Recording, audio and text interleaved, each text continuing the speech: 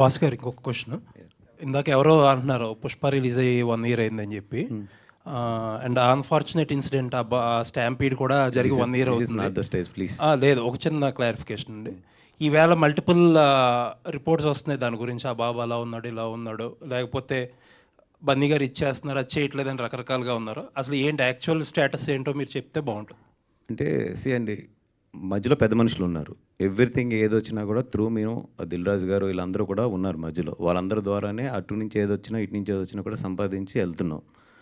ఇప్పుడు దాంట్లో సాటిస్ఫై చేసామా చేయలేమా అంటే we are following particular guidelines. ఇది ఎలా చేయాలి, ఏంటి, వీళ్ళు ఇచ్చిన ఫండ్ ఎక్కడ ఉండాలి, దాంట్లోంచి హాస్పిటల్ ఖర్చులకు ఎంత వెళ్ళాలి, వాళ్ళకి మంత్లీ ఎంత వెళ్ళాలి, ఇలాగనేది ఒక సిస్టమ్ పెట్టారు.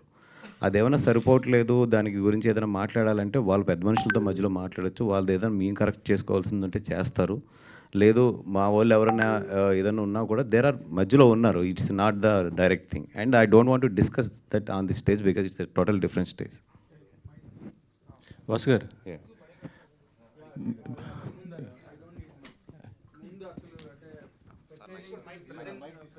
ది ప్రెజెంట్ అకేషన్ మిమ్మల్ని ఇద్దరిని దామోదర్ ప్రసాద్ గారు such veteran person in the industry it's such a great legacy. ఆయనే మిమ్మల్ని మెచ్చుకునే అంత ఒక గొప్ప ప్లాట్ఫామ్ మీరు క్రియేట్ చేసినందుకు, రాజు వెట్స్ రాంబాయ్ లాంటి ఒక బ్రహ్మాండమైన ఫిల్మ్ ఆడియన్స్కి ఇచ్చినందుకు first of all as a media person I'm really congratulating both of you అండి for the taste you are displaying for the small film. Fantastic really. తర్వాత ఇప్పుడు the question is to the director sir. ఇప్పుడు ఈ soul content soul కాన్సెప్ట్లో parapsychology అని bipolar డిజార్డర్కి సంబంధించిన యాస్పెక్టే సోల్ కాన్సెప్ట్ అన్నది ఒక వరల్డ్ వైడ్ బిలీవ్డ్ నోషన్ ఉంది.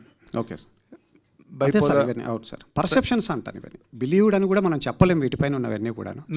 అందుకే నోషన్ అన్నాను నేను. It's only a notion.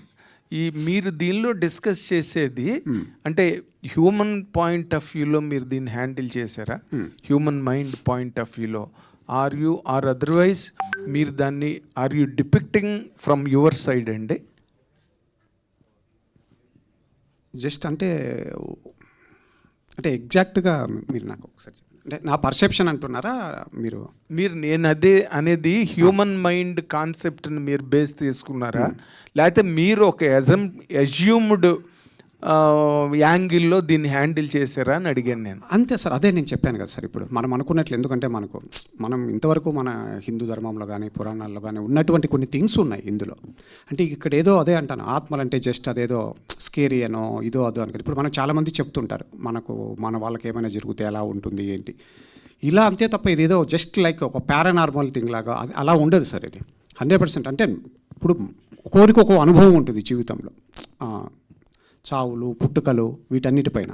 దాన్ని బేస్ చేసుకొని కొంచెం పైకి వెళ్ళి చెప్పింది సార్. ఇట్స్ నాట్ ఒక రెగ్యులర్ హర్రర్, ఏదో ఒక ఇంట్లో ఒక దయ్యం ఉంది అదేదో జరుగుతుంది అన్న కాన్సెప్ట్ అయితే కాదు. మన జీవితాల్లో మనకు జరిగే ఇన్సిడెంట్స్ నుంచి తయారు చేయబడ్డది ఇది. అంటే వైటికి ఏంటంటే అగైన్ వెనకలో మనం బిలీవ్ చేసే ఒక డివైనిటీ, ఆ డివైనిటీ ఏం చెబుతుంది, మనం ఏం అర్థం చేసుకుంటున్నాము, ఇవన్నీ కూడా పైన ఒక ఎక్స్ట్రీమ్ లేయర్ ఒకటి ఉంటుంది సార్. డైరెక్టర్గా మీరు దేని వైపు లీనియన్స్ తీసుకున్నారండి? అదే సార్, ఇప్పుడు దాము గారు చెప్పారు కదా, భగవంతుడు ఉన్నప్పుడు సార్ రెండూ ఉంటాయి సార్. ఇది అదే నేను అన్నాను కదా, మనం చెప్పడం ఎందుకండి, స్వామి వివేకానంద గారే చెప్పారు అని చెప్తాను. Human soul is immortal, infinite, omniscient and does not die with the death of the body.